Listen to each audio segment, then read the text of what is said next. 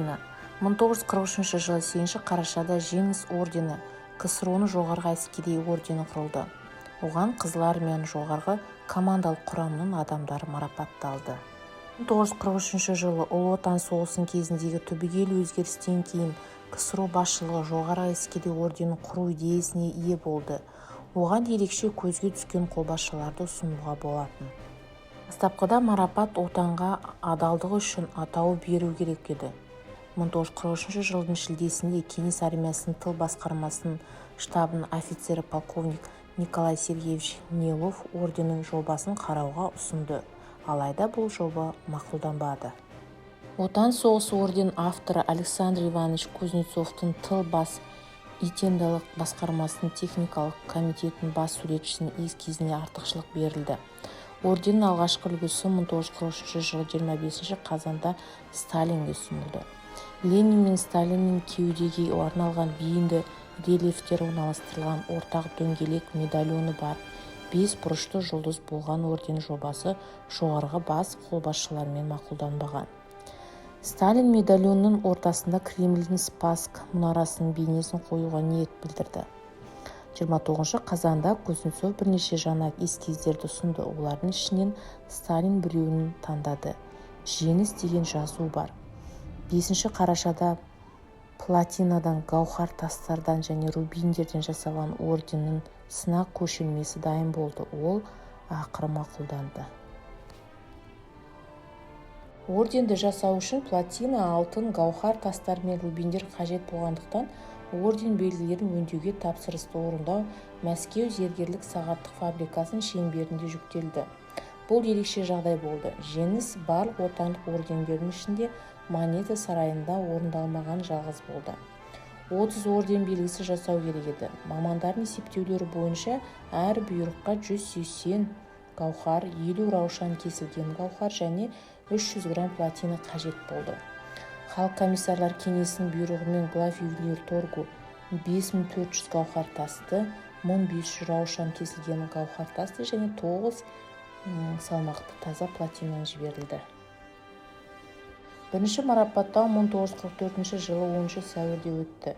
Нөмір 1 орден иегері 1 Украина майданының қолбасшысы Кеңес одағының маршалы Жуков болды. Нөмір 2 орден бас штаб бастығы Кеңес одағының маршалы Василевский алды. Нөмір 3 жеңіс орденімен Кеңес одағының жоғарғы бас қолбасшысы маршал Сталин марапатталды.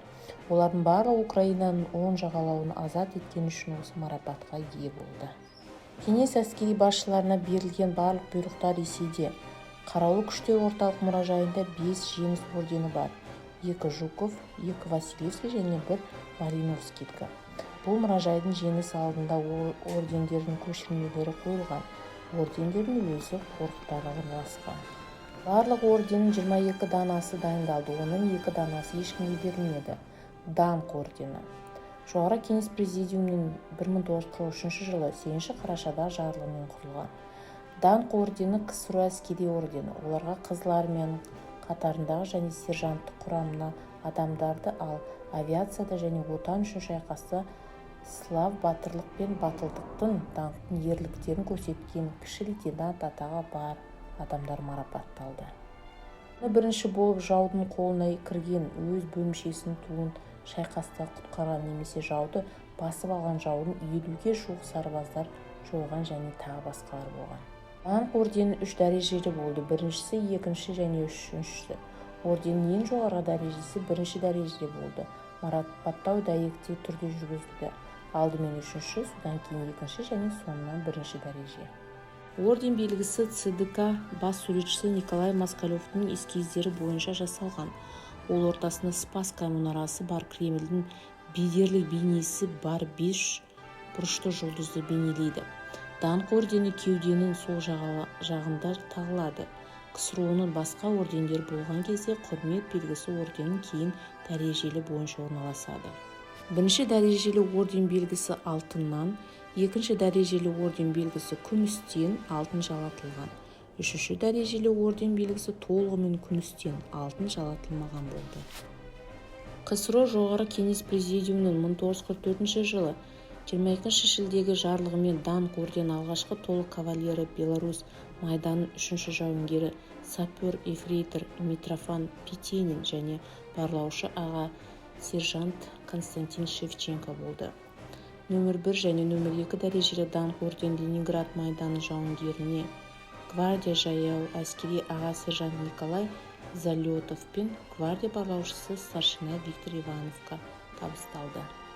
Барлығы 3 дәрежелі даңқ орденсімен 980 мыңға жуық адам марапатталды. 46 мыңға жуық адам 2 дәрежелі орден кавалері болды. 2656 жауынгер 3 дәрежелі даңқ орденмен марапатталды.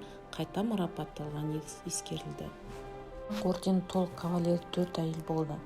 Гвардия атқыш радист старшина Надежда Журкина Киік, пулеметші сержант Данута Станилена Маркаускене, санитарлық нұсқаушы старшинасы Матена Невчепуркова Ноздричева және 86-шы тарту атқыштар дивизиясының мергені старшина Нина Петрова.